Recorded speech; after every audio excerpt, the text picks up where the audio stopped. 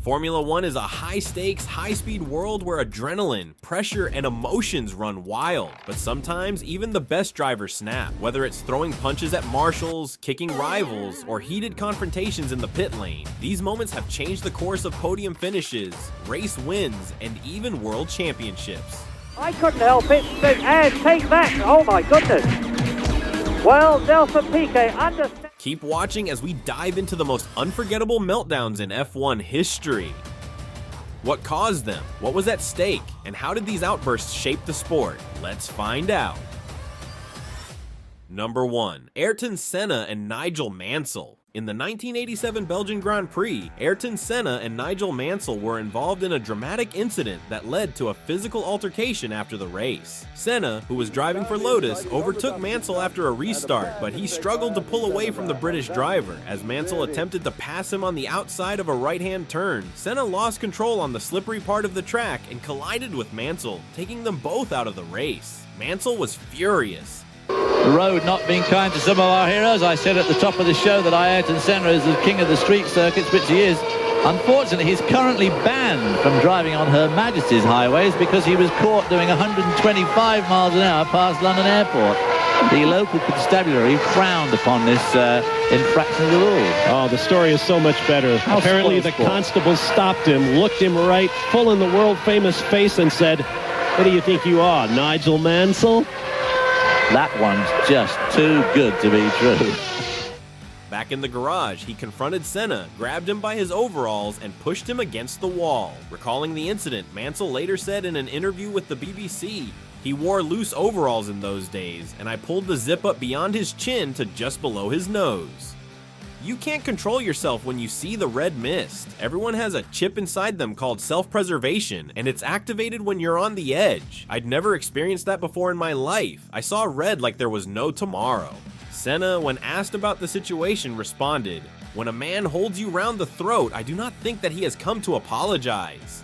The race itself was won by McLaren's Alain Prost, with his teammate Stefan Johansson finishing in second place. While the crash was a big talking point, it was just another chapter in the intense rivalries that defined that era of Formula One. Senna was known for his aggressive and precise driving style, which set him apart from many of his competitors. F1 analyst Peter Windsor once described how Senna's approach to cornering was different from that of other great drivers, including Lewis Hamilton. According to Windsor, Senna had a linear style, similar to Hamilton, but he approached corners differently compared to his longtime rival Alain Prost. I think Ayrton Senna was fairly linear in the way he drove, which was very Lewis-like, but his corner entries weren't as early as Alain Prost's to my eye, Windsor explained. Ayrton always had that business of throttle blipping, where he just wanted to feel that moment to get the power on, whereas Lewis and Michael Schumacher never had to do that in order to find that moment. This unique precision and feel for the car made Senna one of the greatest drivers in F1 history. His aggressive style often led to dramatic moments, both on and off the track. Senna remains a hero to many, including Lewis Hamilton, who has often spoken about how much he admired the Brazilian driver while growing up. Senna's clashes with other drivers were legendary, and his rivalry with Mansell was just one of many during his career. While the 1987 Belgian Grand Prix ended in controversy, it was moments like these that cemented Senna's reputation as one of the fiercest competitors in the history of the sport. Number 2. Nelson Piquet and Eliseo Salazar. A legendary brawl erupted at the 1982 German Grand Prix between Nelson Piquet, Brabham, and Eliseo Salazar, ATS. The incident occurred during the race at Hockenheim when Piquet, the reigning world champion, attempted to lap Salazar, a relatively inexperienced driver. As Piquet approached the stadium section, Salazar appeared to move unpredictably, causing Piquet to swerve and collide with the barriers. Enraged, Piquet leapt from his wrecked car, stormed toward Salazar's stationary vehicle, and delivered a series of kicks and punches through Salazar's helmet. 133 miles an hour, and the gap between Piquet and Tombe is now up to 26 seconds, with Arnoux some 6 seconds behind Tombe in third position. John Watson some 28 seconds behind Arnoux in fourth place. Keke Rosberg 17 seconds behind Watson in fifth place. Michele Alboreto 6 seconds behind Rosberg in seventh place. In sixth position, and out goes Piquet. My goodness, It seems that the Brabhams are fated, and he has hit Eliseo Salazar, and he's furious. The Brazilian and the Colombian driver, I couldn't help it, says, and take that. Oh my goodness. Well, Nelson Piquet, understandably livid with rage. He had seen his chances of winning the German Grand Prix literally spin out, and there's Bernier maybe being told, Eliseo Salazar. Salazar, initially stunned, climbed out and retaliated by grabbing Piquet in a headlock before marshals separated them. The chaotic scene was broadcast globally, cementing its place in F1 folklore. Piquet later claimed Salazar braked too early and accused him of intentional blocking, while Salazar defended himself, stating he was unaware Piquet was lapping him. The FIA fined Piquet $10,000 and suspended his racing license, though the penalty was later reduced. Salazar faced no sanctions, as stewards deemed the collision a racing incident. The feud lingered for years, with Piquet mocking Salazar's talent, famously saying he couldn't even drive a fucking truck. The incident highlighted the volatile nature of driver rivalries in an era with less stringent safety protocols and communication. It also underscored the tension between established champions and backmarkers struggling to prove themselves, a dynamic that occasionally boiled over in an age when drivers' raw emotions were less filtered by media training. The punch-up remains one of the sport's most visceral moments, a stark contrast to modern F1's more sanitized image. Number 3. Max Verstappen, 2018 Brazilian Grand Prix. Max Verstappen has never been one to hold back his emotions, especially over the radio. His fiery temper and intense exchanges with race engineer Gianpiero Lambiase have led to some of the most memorable team radio moments in Formula One. At the 2020 Tuscan Grand Prix, Verstappen started third and got off to a strong launch, but his Red Bull suddenly lost power. Frustrated and vulnerable, he tried to navigate through the pack, only to be hit by Pierre Gasly and spun into the gravel. "Ah, no power, fuck," he yelled as he realized his race was over. Having retired in the previous race due to another power unit failure, Verstappen had enough. "Yeah, I'm stuck. This is what you F-King get with this F-King set show. Honestly?" His frustrations boiled over again at the 2020 Portuguese Grand Prix when he collided with Lance Stroll at turn 1. Neither driver backed down, and after the crash, Verstappen exploded over the radio. Is this effing guy blind? What the F is wrong with him? Jesus Christ. But Verstappen's angriest moment came at the 2018 Brazilian Grand Prix. Leading the race, he was taken out by a lapped Esteban Ocon, who was on fresh tires and trying to unlap himself. Vous avez fait une belle course sous la pression de Daniel Ricciardo. Ouais, c'était pas simple. Obviously Ferrari's tyre choice didn't look like it worked out in the end. These guys look very strong at the beginning, certainly Max, so the super soft, do you think that was wrong?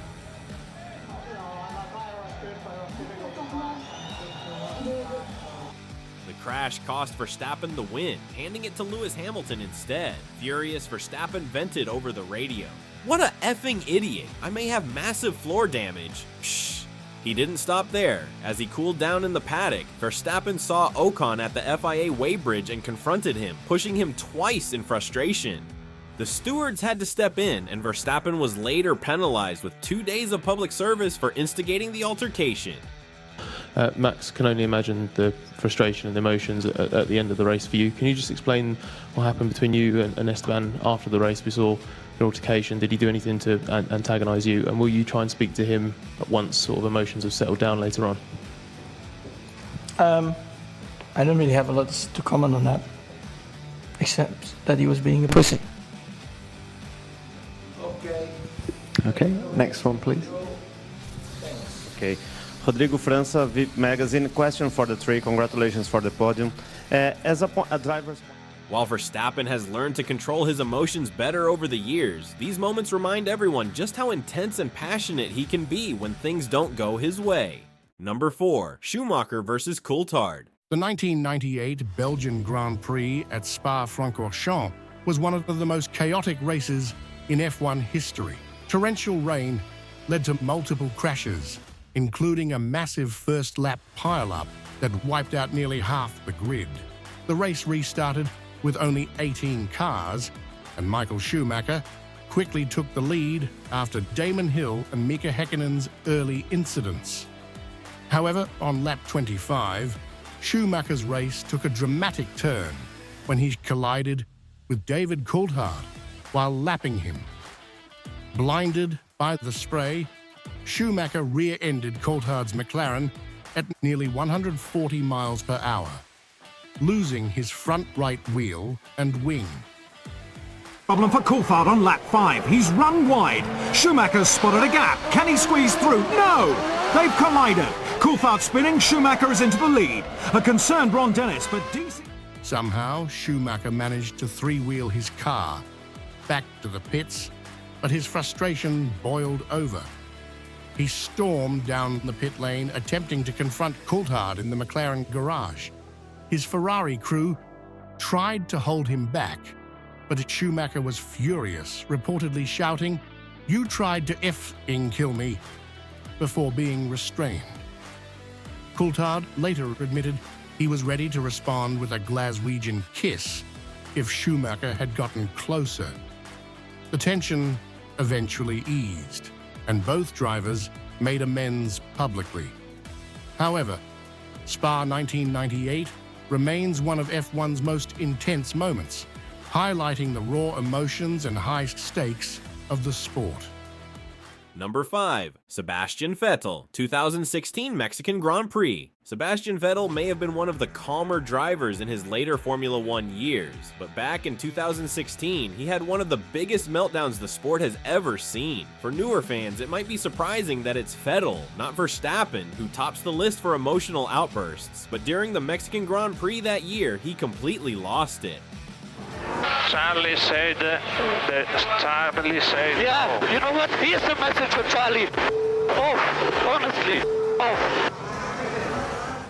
With just a few laps to go, Vettel found himself sandwiched between the two Red Bulls. Verstappen was ahead and Ricciardo was right behind him. Vettel saw an opportunity to pass Verstappen into turn 1, but Verstappen locked up, cut across the grass, and kept his position.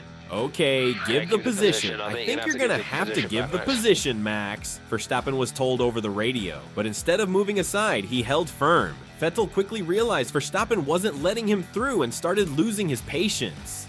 He has to let me go. He has to let me go. His engineer tried to calm him down, but Vettel wasn't having it. No, it's not right. I won't stay calm because he's just blocking me into Ricciardo. Move for F's sake. The situation got even worse when Ricciardo launched an attack. Vettel, now furious, made a risky move under braking to block him and accused Verstappen of brake testing him. He has to give me the position. End of the story. Star.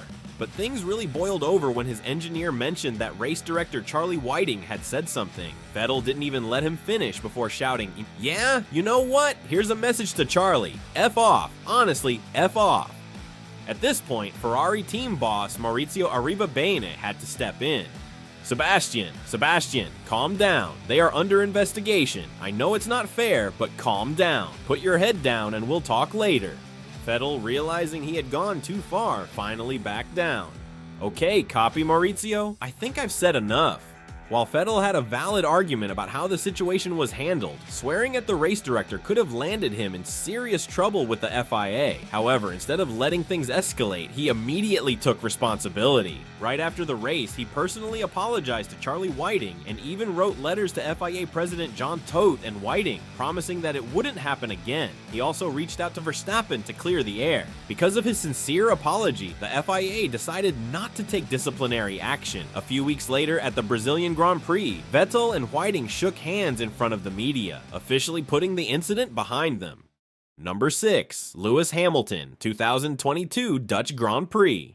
Lewis Hamilton is usually one of the calmer drivers on team radio, rarely letting his frustration turn into full-blown anger. But even a 7-time world champion has his limits. During last year's Dutch Grand Prix, Mercedes made a late call to pit George Russell for fresh tires while leaving Hamilton out on much older ones. The decision left him fighting an uphill battle, and he didn't hold back his frustration. "I can't believe you guys effing screwed me, man. I can't tell you how pissed I am right now," Hamilton vented over the radio.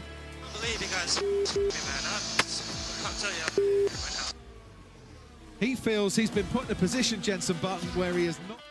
It was a rare moment of raw emotion from a driver who usually keeps his composure, but given the circumstances, it was hard to blame him. Thanks for watching.